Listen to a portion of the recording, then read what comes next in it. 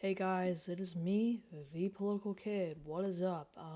Today we're going to be talking about probably just the general summary of the Tennessee election and special election that happened and why that matters for the midterms. So basically, if you don't know, there's the representative, I think, from Tennessee, they had a recall election, and there was basically the Republican and the Democrat, and I mind you, 2024, the House was like he was voted.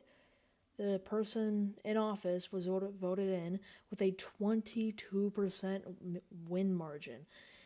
22%. That's pretty good, and that was only a year ago, a year and like a month ago, and now the Republicans only won it by 9%.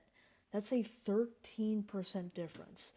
And if you know anything about politics, Senate and House elections are are just so mainstream, and there's so many of them that like any win for the Democrats would be awesome, considering that they have a very slight minority in both sectors. So if they won one or two seats, it'd become even more narrow.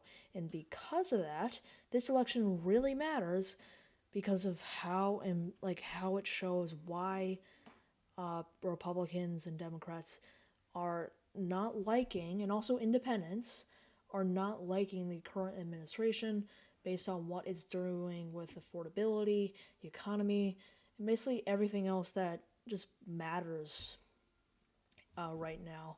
So, I mean, based on this assumption, will there be a lot of wins? No, because this is a special case.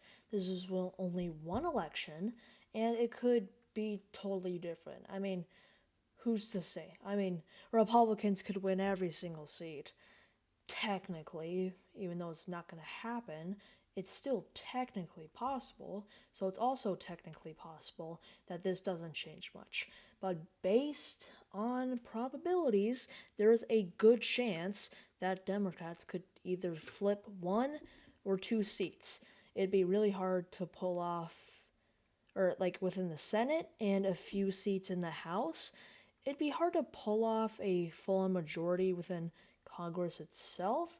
But if they're able to still flip a few seats, that's still a lot, since a lot of these bills that have been passed through have only been voted in by a slight minority, and they had to go through every single process just to get to that specific um, law making. So because of that, Democrats, you have a golden opportunity. You need to stay the course. You need to make sure that you're emphasizing how you're not the current administration. This is my advice. If you're a Republican, this is my advice. If you're in the House, you probably want to distance yourself from Trump. Say how much you've helped your area and why you should be voted in again or voted in now. So that's just advice, general advice for if you're running somehow. But if you're a Republican supporter, I'd suggest, and like if you wanted to help out your candidate, I suggest you kind of do the same thing and talk to people about why they should vote for this. And Democrats, it's the exact same thing, basically. Basically, so yeah. Obviously, midterm elections don't matter as much, but technically, I mean, not technically, like actually, uh, laws are made by Congress, and any bill can be vetoed, even if, like, because even if bills could be vetoed, Congress could still override. So Congress literally has the biggest amount of power in the government, but a lot of Americans don't care and usually vote mainly for presidential elections because there's low turnout when there's like a publicized events about the presidential elections, but not as much for local elections.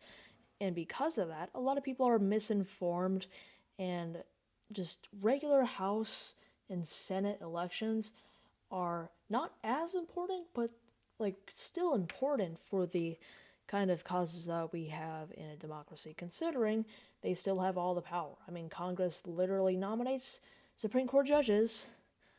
They also could impeach the president. They could override vetoes. They basically have all the power. So if you want to give that power to a certain person, I suggest you vote in the next election. And even if you're Republican and you think, oh, gee willikers, um, gosh darn it, I'm gonna lose my seat to those socialist Democrats. But even if you think that way, it's not gonna it's not gonna help if you just don't show up to vote or don't show your opinions, because that's what elections was all about. And even if we're still almost a year away, or we're like, it's basically a year away from the midterm elections, you could still do your part and show your opinion online, to your community, and just to people around you. So, yeah, that's basically my view on these recent polls and the election in Tennessee. I'll see you later, probably in a few days, since remember, I'm doing a lot of videos this month. And if you really want to help out my community, you should go to the hype section if you're on your phone. So these types of videos could go out to more and more people. Since although this is a small channel, I wanted to grow into a regular political commenting thing. Thank you. Goodbye.